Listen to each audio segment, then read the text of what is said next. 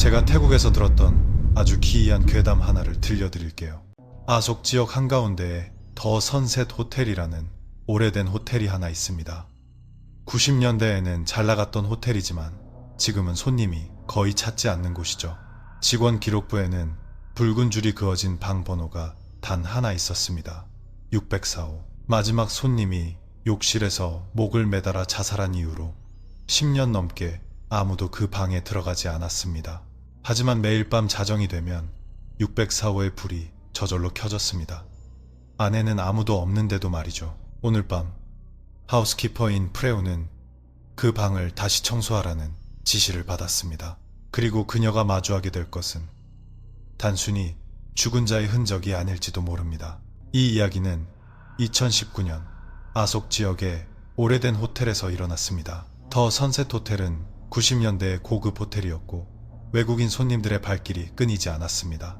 하지만 시간이 흐르고 발전이 거듭되면서 주변에는 새로운 호텔들이 우후죽순 생겨났고 이제는 과거의 힘으로 겨우 버티고 있는 빛바랜 건물만 남았습니다. 20대 후반의 여성 프레오는 이곳에서 일한 지 한 달도 채 되지 않은 하우스키퍼였습니다. 그녀는 얌전하고 말수가 적었지만 성실해서 팀장의 신임을 얻고 있었죠. 어느 날 오후 팀장인 삐짜가 파일을 손에 들고 다가와 차분한 목소리로 말했습니다. 프레우, 내일 6층 청소 좀 부탁해. 프레우가 고개를 들었습니다. 하지만 6층은 폐쇄되지 않았나요? 삐짜는 잠시 멈춰서서 그녀를 돌아보며 천천히 말했습니다. 매니저님께서 604호를 다시 임대하기 전에 점검하고 싶어 하셔. 너무 오랫동안 열지 않았다고 하시더군. 프레우가 미간을 찌푸렸습니다. 그 방은 삐짜가 말을 잘랐습니다. 너무 깊게 생각하지 마. 낮에 하면 되니까. 그날 밤 프레오는 잠을 이루지 못했습니다. 그녀는 선배 직원들로부터 604호에 대한 이야기를 들은 적이 있었기 때문입니다. 10년 전 완나라는 이름의 여자 손님이 묵었었는데 그녀는 혼자 투숙했고 방에서 나오는 것을 본 사람이 아무도 없었다고 합니다. 환풍구에서 악취가 새어나올 때까지 말이죠. 문을 열었을 때 직원들은 그녀가 욕실에서 목을 매달아 죽은 것을 발견했습니다. 소란을 피워 죄송합니다 라고 쓰인 쪽지 한 장과 함께 그 후 호텔은 즉시 604호를 폐쇄했습니다. 하지만 이상한 점은 매일 자정마다 그 방의 불이 저절로 켜진다는 것이었습니다. 여러 사람이 차단기를 내리려고 올라가 봤지만 불은 마치 누군가 안에 있는 것처럼 계속 켜졌습니다. 다음날 아침 프레오는 손에 열쇠를 쥔 채 천천히 6층으로 올라갔습니다. 긴 복도는 조용했고 희미한 전구는 수명이 다한 듯 깜빡였습니다. 그녀는 복도 끝에 있는 604호 표지판을 보았습니다. 크림색 나무 문에는 먼지가 가득했고 오래되어 벗겨질 듯한 낡은 노란색 X자 테이프가 붙어 있었습니다. 프레오는 심호흡을 하고 열쇠를 돌렸습니다. 찰칵하는 작은 소리와 함께 문이 열리자 차가운 바람이 스쳐 지나갔습니다. 604호는 퀴퀴한 냄새와 정적으로 가득했습니다.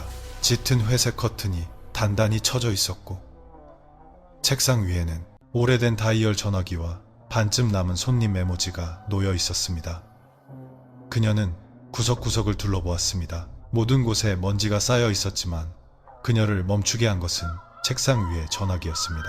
음성 메시지 버튼에서 불빛이 깜빡이고 있었기 때문입니다.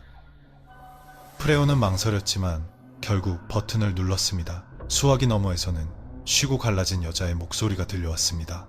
나 아직 방에 있어요. 불 끄지 말아요. 프레오는 심장이 세차게 뛰는 것을 느끼며 황급히 수화기를 내려놓았습니다. 그녀는 두려움에 찬 눈으로 전화기를 바라보았지만 깜빡이던 불빛은 마치 누군가 정지 버튼을 누른 것처럼 저절로 꺼졌습니다. 바람 소리가 커튼을 흔들었고 뒤이어 욕실에서 물방울이 떨어지는 소리가 들렸습니다. 뚝뚝. 프레오는 마른 침을 삼키며 천천히 욕실 문으로 다가갔습니다. 손이 떨려 문고리를 잡기조차 힘들었습니다. 문이 살짝 열렸습니다. 세면대 위 거울에는 먼지 위에 손가락으로 쓴 듯한 글씨가 있었습니다. 소란을 피워 죄송합니다. 프레오는 손이 차가워지는 것을 느끼며 뒷걸음질 쳤습니다. 수도꼭지에서 물이 저절로 천천히 흐르기 시작했고 동시에 한 여자의 속삭임이 들려왔습니다. 문 열어줘서 고마워요. 방에 불이 한번 깜빡이더니 완전히 꺼졌습니다. 프레오는 아래층으로 미친 듯이 달려내려갔습니다. 그때 낡은 엘리베이터가 저절로 작동하기 시작했습니다. 엘리베이터 디스플레이에는 숫자 6이 반복해서 깜빡였습니다. 위에는 아무도 없는데도 말이죠. 그날 이후 프레오는 창백한 얼굴로 6층에서 내려왔습니다. 심장이 귀에서 들릴 정도로 세차게 뛰었습니다. 삐짜는 그녀의 모습을 보고 급히 다가와 물었습니다. 무슨 일 있어, 프레우? 그녀는 짧게 대답했습니다. 아니에요. 그냥 방 냄새가 너무 심해서요. 삐짜는 어색하게 웃으며 고개를 끄덕였습니다. 그 방은 오랫동안 열지 않았으니까. 원래 그래. 하지만 프레우는 마음속으로 알고 있었습니다. 그녀가 맡은 냄새는 귀퀴한 냄새가 아니었습니다. 그것은 은은한 향수 냄새, 어릴 적 죽은 사람의 시신에서 맡았던 바로 그 냄새였습니다. 그날 밤 직원 숙소로 돌아온 프레우는 전화기 속 목소리를 떠올리지 않으려 애썼습니다. 하지만 잊으려고 할수록 그 목소리는 더욱 선명해졌습니다. 나 아직 방에 있어요. 불 끄지 말아요. 그녀는 한밤중에 침대 머리맡 책상에서 울리는 전화벨 소리에 쏘스라치며 깼습니다. 따르릉 따르릉. 프레오는 휴대폰을 집어들었지만 걸려온 전화는 없었습니다. 소리는 호텔 전화기에서 나고 있었습니다. 그녀는 분명히 플러그를 뽑아두었다고 확신했습니다. 손이 떨렸지만 그녀는 수화기를 들어 귀에 댔습니다. 프레우, 왜 도망쳤어? 그녀는 즉시 수화기를 던져버렸습니다. 수화기 너머의 목소리는 사라지고 점점 거칠어지는 자신의 숨소리만 남았습니다. 다음 날 아침 그녀는 팀장과 직접 이야기하기 위해 다시 호텔로 갔습니다. 삐짜 선배님, 어젯밤 604호에서 직원 숙소로 전화한 사람 있었나요? 삐짜는 잠시 멈칫했습니다. 아니, 그럴 리가. 그 방은 아직 전화 시스템을 연결하지 않았어. 어떻게 전화를 걸겠어? 프레우는 침묵했지만 심장은 더욱 세차게 뛰었습니다. 삐짜는 그녀의 얼굴을 보며 조용히 말했습니다. 프레우, 이 일로 너무 신경 쓰지 마. 여기 10년 넘게 있다 보면 이상한 소리도 가끔 들리곤 해. 일하다 보면 곧 익숙해질 거야. 하지만 그녀는 익숙해지지 않았고 그것이 평범한 이상한 소리가 아니라는 것을 마음속으로 잘 알고 있었습니다. 그날 밤 그녀는 다시 6층으로 올라가기로 결심했습니다. 누가 자신에게 전화를 걸었는지 꼭 알아내고 싶었습니다. 복도는 텅 비어 있었고 천장등은 천천히 깜빡였습니다. 공기는 다른 층보다 훨씬 차가웠습니다. 그녀는 604호 문 앞에 도착했습니다. 자신이 떼어냈던 문 위의 테이프가 원래대로 다시 붙어있는 것을 발견했습니다. 손이 떨렸지만 그녀는 천천히 그 테이프를 떼어냈습니다. 쩍 하는 마른 소리가 났습니다. 문을 열고 들어가자 방에 불이 켜져 있었습니다. 그녀는 분명히 돌아가기 전에 불을 껐다고 기억했습니다. 책상 위에는 낡은 전화기가 그대로 놓여 있었고 붉은 불빛이 다시 깜빡이고 있었습니다. 마치 그녀가 듣기를 기다리는 것처럼 그녀는 깊은 숨을 들이쉬고 음성 메시지 버튼을 눌렀습니다. 이번에 수화기 너머의 목소리는 여자가 아니었습니다. 편지를 따라 읽는 듯 천천히 말하는 젊은 남자의 목소리였습니다. 완나 씨, 미안해요. 일부러 그런 게 아니었어요. 제발 저를 따라오지 마세요. 그리고 목소리는 중간에 끊겼습니다. 누군가의 거친 숨소리가 이어지다가 딸깍하는 소리와 함께 끝났습니다. 프레우는 차가워진 손으로 수화기를 내려놓았습니다. 온몸의 털이 곤두섰습니다. 그녀는 방을 둘러보았습니다. 욕실 구석에 누군가 서 있는 것 같았습니다. 불빛이 빠르게 깜빡였습니다. 긴 머리를 한 여자의 그림자가 거울에 비쳤습니다. 그녀는 등을 돌리고 서 있었고 목은 부자연스럽게 꺾여 있었습니다. 프레오는 뒷걸음질 쳤지만 다리에 힘이 풀렸습니다. 어젯밤 전화기에서 들었던 바로 그 여자의 목소리가 천천히 들려왔습니다. 내 얘기를 들어줘서 고마워요. 방의 불이 순간 꺼졌다가 다시 켜졌습니다. 방은 텅 비어 있었지만 전화기는 여전히 제자리에 놓여 있었고 스피커에서는 희미한 속삭임이 새어나왔습니다. 불 끄지 마. 프레오는 방에서 뛰쳐나왔습니다. 하지만 문이 닫히는 순간 그녀는 전화벨이 다시 울리는 소리를 들었습니다. 따르릉, 따르릉. 그리고 발신번호 표시창에는 단 하나의 숫자만 떠 있었습니다. 604. 그날 밤 이후 프레오는 다시는 604호에 가지 않았습니다. 하지만 저절로 울리던 전화벨 소리는 머릿속에서 계속 맴돌았습니다. 따르릉, 따르릉. 그리고 여전히 선명한 속삭임. 불 끄지 마. 그녀는 그곳에서 계속 일한다면 다시는 잠들 수 없을 것임을 잘 알았기에 하루 휴가를 내기로 결정했습니다. 하지만 오후에 호텔에서 전화가 걸려왔습니다. 나이든 남자 매니저의 목소리였습니다.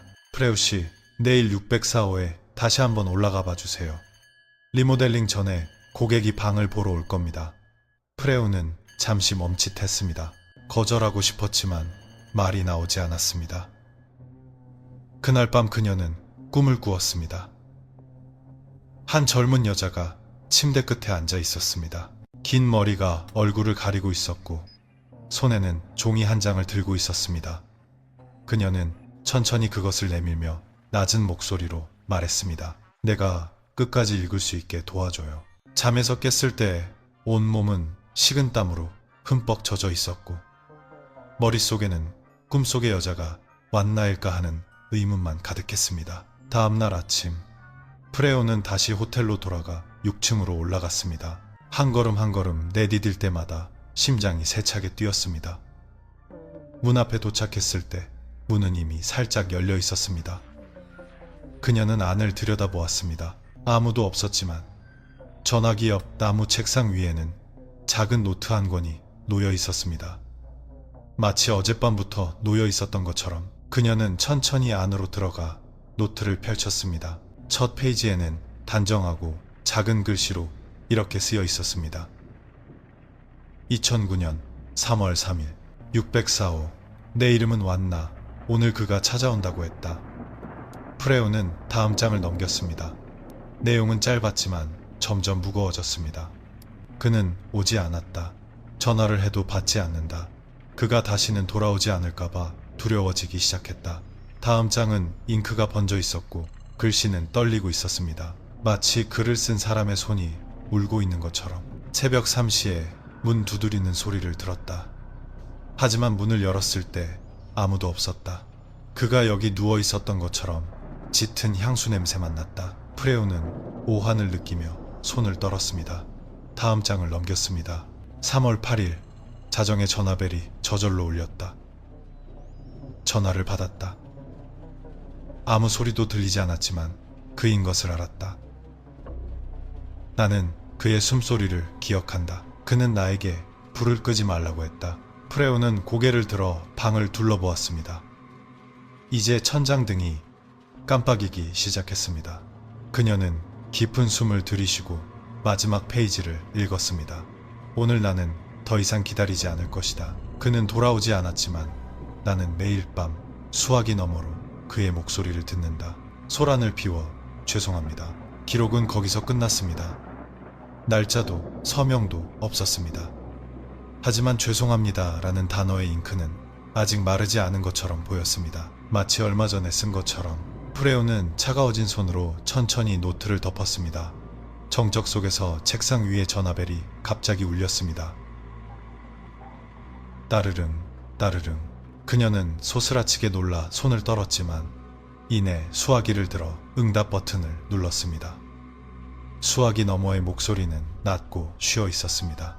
마치 목구멍 깊은 곳에서 나오는 소리 같았습니다. 다 읽었군요. 프레오는 떨리는 목소리로 말했습니다. 완나 씨인가요? 대답은 없었습니다. 단지 숨소리만 들려오다가 한 남자의 목소리가 끼어들었습니다. 더 이상 들추지 마. 그 목소리는 낮고 깊었으며 너무나 분노에 차 있어서 그녀는 수화기를 거의 놓칠 뻔했습니다. 방의 불이 순간 꺼지고 커튼이 저절로 흔들렸습니다. 닫혀있던 창문에서 강한 바람이 불어 들어왔습니다. 프레오는 서둘러 방에서 뛰쳐나왔지만 문을 열었을 때 호텔 매니저가 바로 앞에 서 있는 것을 보았습니다. 옅은 미소를 띤 채 혼자 올라오지 말라고 했을 텐데요. 그녀는 떨리는 목소리로 말했습니다. 안에 사람이 있어요. 정말로 사람이 있다고요. 매니저는 그녀의 얼굴을 가만히 바라보다가 짧게 대답했습니다. 알고 있습니다. 그녀는 멈칫했습니다. 알면서 왜 이 방을 폐쇄하지 않는 거죠? 그는 옅게 미소 지으며 조용히 말했습니다. 왜냐하면 안에 있는 사람이 아직 체크아웃을 하지 않았기 때문입니다. 프레오는 가만히 서 있었습니다. 그녀는 매니저의 말을 제대로 들었는지 확신할 수 없었습니다. 왜냐하면 안에 있는 사람이 아직 체크아웃을 하지 않았기 때문에. 그 말은 마치 주문처럼 그녀의 머릿속을 맴돌며 그 자리에 얼어붙게 만들었습니다. 매니저의 이름은 위트, 50대 초반의 남자로 항상 단정하게 차려입고 정중하게 말했습니다. 그는 너무나 차분한 눈으로 프레우를 바라보고 있었습니다. 모든 걸 알고 계셨나요? 프레우의 목소리가 살짝 떨렸습니다. 위트는 가볍게 한숨을 쉬었습니다. 당신이 생각하는 것보다 더 많이 알고 있죠. 그는 604호 안으로 걸어 들어가 등을 돌린 채 말을 이었습니다. 그녀가 죽었을 때 제가 여기 있었어요. 프레오는 움직이지 못하고 굳어버렸습니다. 에어컨 통풍구에서 나오는 바람 소리가 마치 숨소리처럼 희미하게 들렸습니다. 위트는 말을 계속했습니다. 완나는 제 옛 연인이었습니다. 제가 아직 부지배인이었을 때 그녀가 여기에 묵었죠. 그때 우린 심하게 다뉨고 저는 그녀에게 제 인생에서 나가라고 했습니다. 그는 돌아섰습니다. 그의 눈빛은 떠올리고 싶지 않은 과거를 이야기하는 사람처럼 차분했습니다. 그날 그녀는 제가 돌아오지 않으면 이 호텔에서 절대 나가지 않겠다고 말했습니다. 프레오는 마른 침을 삼켰습니다. 그리고 저는 돌아가지 않았습니다. 그녀가 정말로 그런 짓을 할 거라고는 생각하지 못했죠. 그는 잠시 침묵했다가 희미한 목소리로 말을 이었습니다. 다음날 아침 직원들이 욕실에서 목을 매달아 죽은 그녀를 발견했습니다. 그녀가 남긴 편지에는 소란을 피워 죄송합니다라는 말뿐이었습니다. 제 이름도 이유도 아무것도 없었죠. 저는 즉시 방을 폐쇄하고 아무도 들어가지 못하게 했습니다. 하지만 그 후 매일 밤 자정이 되면 이 방의 불이 저절로 켜졌습니다. 전화선이 뽑혀 있는데도 전화벨이 울렸죠. 위트는 손을 들어 얼굴을 쓸어내렸습니다. 저는 그녀가 떠나고 싶어 한다고 생각했지만 정작 저는 그녀를 정말로 떠나보내지 못했던 겁니다. 프레오는 그의 말을 들으며 오싹함을 느꼈습니다. 그의 목소리에는 슬픔뿐만 아니라 비틀린 집착이 섞여 있었기 때문입니다. 이 방에 자주 올라오시는군요. 그는 고개를 끄덕였습니다. 매년 그녀의 기일마다 밤새 불을 켜둡니다. 제가 아직 여기 있다는 걸 그녀에게 알려주기 위해서요. 프레오는 책상 위에 낡은 전화기를 바라보았습니다. 붉은 불빛이 마치 누군가 메시지를 남긴 것처럼 천천히 깜빡이고 있었습니다. 그녀는 낮은 목소리로 말했습니다. 그럼 어젯밤 전화기 속 목소리는 누구였나요? 위트는 침묵하다가 조용히 말했습니다. 저였습니다. 프레오는 굳었습니다. 제가 매일 밤 그녀가 죽은 날 이 방으로 전화를 겁니다. 미안하다고 반복해서 말하죠. 당신이 들었던 목소리는 제 목소리였을 수도 있고 아닐 수도 있습니다. 마지막 말은 방 안의 공기를 순식간에 차갑게 만들었습니다. 프레오는 욕실 쪽을 바라보았습니다. 문이 살짝 열려 있었고 희미한 수증기가 새어나오고 있었습니다. 그녀는 천천히 다가갔지만 문고리에 손을 대자마자 물방울 떨어지는 소리가 들렸습니다. 뚝, 뚝. 거울 속에서 그녀는 등 뒤에 서 있는 한 여자의 그림자를 보았습니다. 젖은 긴 머리, 창백하게 질린 얼굴, 하지만 옅게 미소 짓고 있었습니다. 그녀의 목소리는 바람처럼 희미했습니다. 불을 켜줘서 고마워요. 프레오는 즉시 돌아섰습니다. 아무도 없었습니다. 하지만 거울에는 여전히 젖은 손자국이 남아 있었습니다. 그녀는 서둘러 뒤로 물러나 매니저에게 물었습니다. 보셨어요? 위트는 가만히 서 있었습니다. 그의 시선은 마치 그 광경에 오랫동안 익숙해진 사람처럼 욕실에 고정되어 있었습니다. 봤습니다. 그는 조용히 대답했습니다. 그녀는 매년 저를 찾아왔지만 오늘까지 아무에게도 말을 걸지 않았어요. 프레오는 미간을 찌푸렸습니다. 오늘까지라니. 그게 무슨 뜻이에요? 위트는 희미하게 미소 지었습니다. 그녀가 이제 제가 여기 머무는 것을 그만두길 바란다는 뜻이겠죠. 그때 전화벨이 울렸습니다. 따르릉, 따르릉. 두 사람은 동시에 전화기를 돌아보았습니다. 발신번호 창에는 0이 떠 있었습니다. 위트가 천천히 수화기를 들었습니다. 응답은 없었지만 방 안의 불빛이 마치 누군가 어둠 속에서 걸어 나온 것처럼 서서히 밝아졌습니다. 그러자 프레우가 들었던 바로 그 여자의 목소리가 수화기 너머에서 들려왔습니다. 소란을 피워 죄송합니다. 그리고 방 전체의 불이 꺼졌습니다. 수화기가 끊기는 소리만 남았습니다. 프레우와 위트는 어둠 속에 서 있었습니다. 그때 욕실 문이 끼익하는 경첩 소리를 내며 천천히 열리는 소리가 들렸습니다. 희미한 불빛 그림자 속에서 젖은 발자국이 욕실에서부터 출입문 쪽으로 이어지다가 정적 속으로 사라졌습니다. 위트가 떨리는 목소리로 말했습니다. 그녀가 갔어요. 프레오는 대답하지 않았지만 떠난 것이 그녀뿐만이 아니라는 것을 잘 알고 있었습니다. 이 방에 남아있던 것은 어쩌면 이제 막 해방된 죄책감이었을지도 모릅니다. 그리고 그녀가 그날 호텔을 떠났지만 매일 밤 자정이 되면 604호의 불은 여전히 저절로 켜졌습니다. 마치 누군가 다시 체크인하러 돌아온 것처럼 그날 밤 이후 호텔은 다시 정적에 휩싸였습니다. 아무도 604호에 대해 이야기하지 않았습니다. 매니저인 위트는 다음날 누구에게도 이유를 말하지 않고 사직했습니다. 그는 방 열쇠를 카운터 서랍에 넣어두고 짧은 편지 한 줄만 남겼습니다. 모든 것이 끝났다. 하지만 사실은 끝나지 않았습니다. 2주 후 프레우는 새 주인이 건물을 리모델링하기 전에 호텔 서류 정리를 도와달라는 요청을 받았습니다. 처음에는 망설였지만 모든 것이 잠잠해졌을 거라 생각하고 돌아가기로 했습니다. 로비를 지나갈 때 그녀는 6층으로 올라가는 계단을 올려다보았습니다. 지금은 수리 중 출입 금지라는 표지판이 걸려 있었습니다. 하지만 바로 그 순간 6층의 불이 한번 환하게 켜졌다가 천천히 꺼졌습니다. 프레오는 온몸에 소름이 돋는 것을 느끼며 가만히 서 있었습니다. 그녀는 너무 깊게 생각하지 말자고 스스로에게 말하고는 다시 일하러 돌아섰습니다. 그날 저녁 다른 직원들이 모두 퇴근한 후 그녀는 혼자 로비에 남아 책상 위에 쌓인 낡은 서류들을 정리하고 있었습니다. 그때 카운터 앞 전화기에서 따르릉 하는 소리가 들렸습니다. 프레오는 고개를 들었습니다. 화면에 표시된 번호는 604였습니다. 그녀는 서둘러 수화기를 들었지만 아무 대답도 없었습니다. 단지 희미한 숨소리만 들려왔습니다. 그 소리는 완나의 것도 위트의 것도 아니었습니다. 그것은 바로 그녀 자신의 목소리였습니다.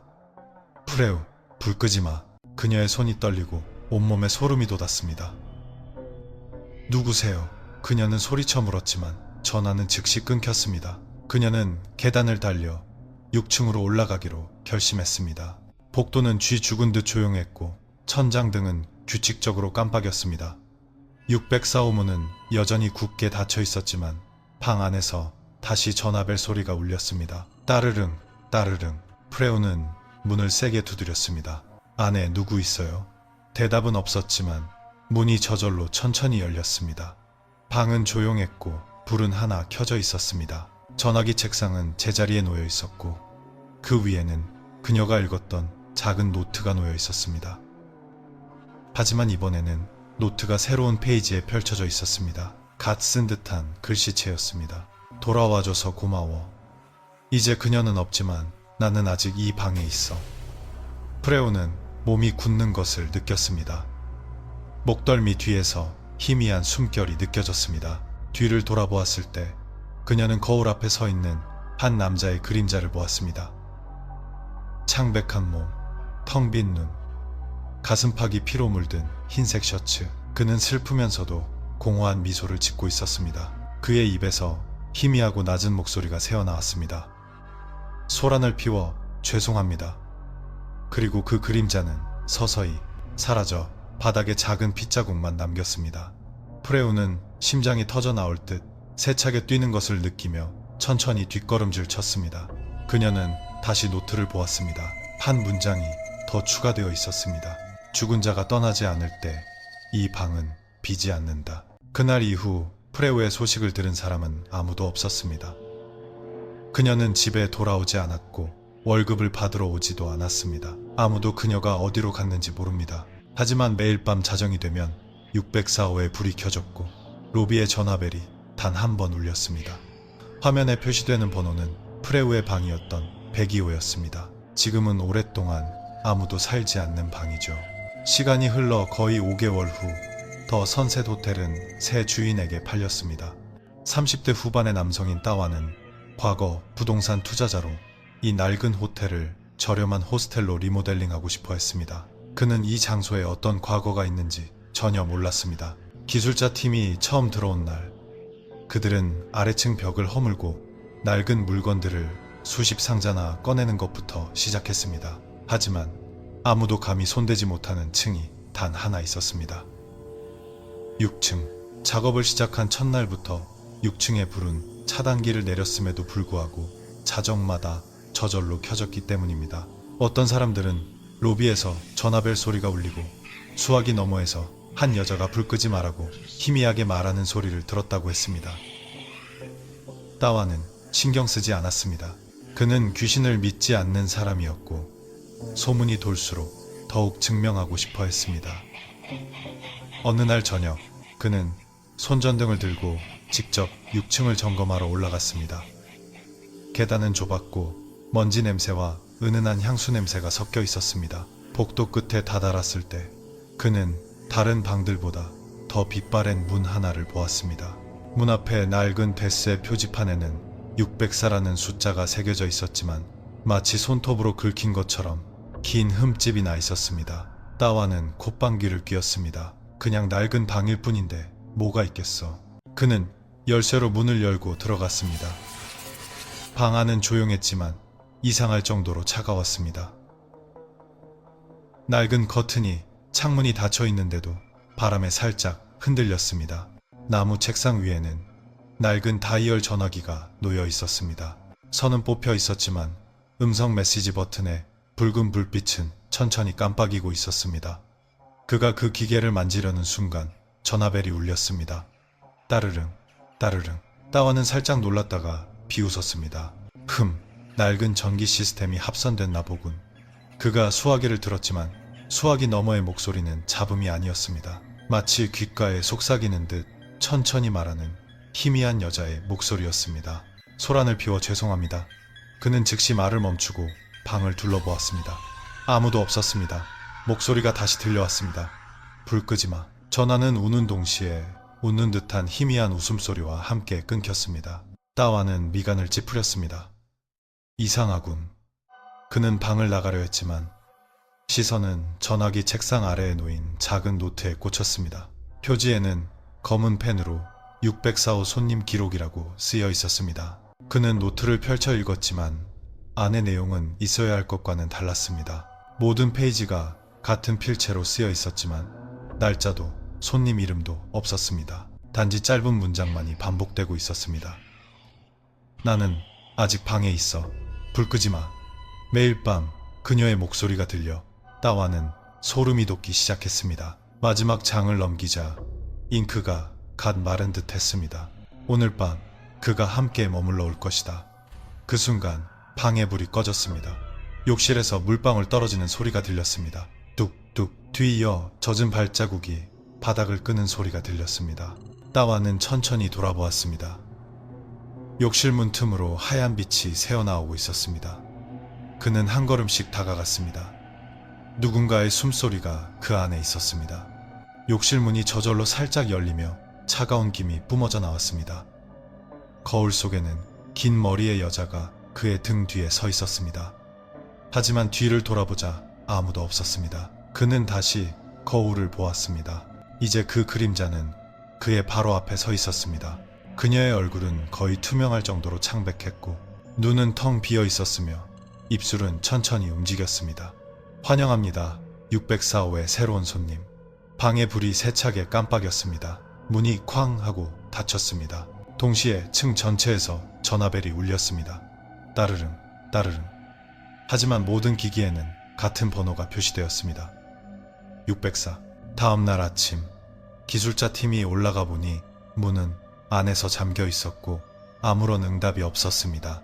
문을 열고 들어갔을 때 방은 비어 있었지만 불은 여전히 켜져 있었습니다.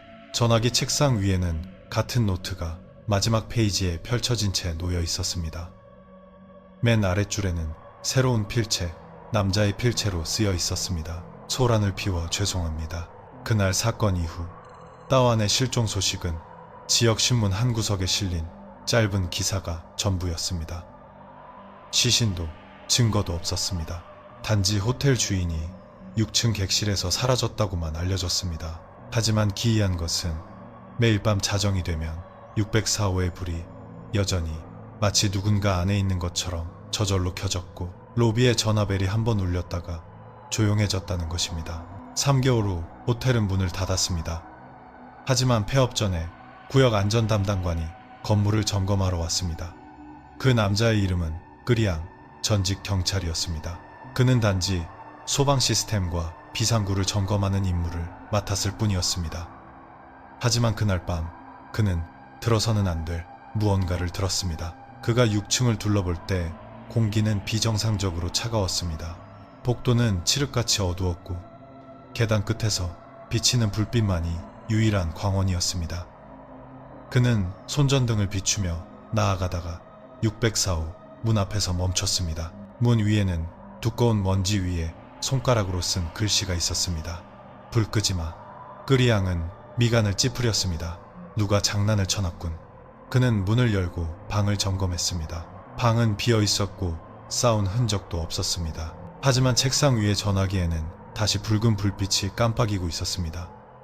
그가 가까이 다가가자 스피커에서 누르지도 않았는데 저절로 소리가 흘러나왔습니다. 환영합니다. 뒤이어 거친 숨소리가 들리고 여자의 희미한 목소리가 말했습니다. 그가 여기 있어요. 끄리앙은 방을 둘러보았습니다. 아무도 없었습니다. 하지만 욕실 불이 저절로 켜졌습니다. 문이 천천히 열리며 차가운 김이 새어나왔고 세면대 위 거울에는 젖은 손가락으로 쓴 글씨가 나타났습니다. 새 손님 체크인. 그는 즉시 이것이 보통 일이 아님을 깨닫고 휴대폰 카메라를 들어 촬영하려 했습니다. 하지만 사진을 찍기도 전에 배터리가 가득 차 있었음에도 불구하고 그의 휴대폰 화면이 저절로 꺼졌습니다. 방 안에 전화벨이 다시 울렸습니다. 따르릉 따르릉. 끄리앙은 다가가 응답 버튼을 눌렀습니다. 수화기 너머에서는 한 남자가 천천히 말했습니다. 불이 꺼지지 않게 해. 누구야?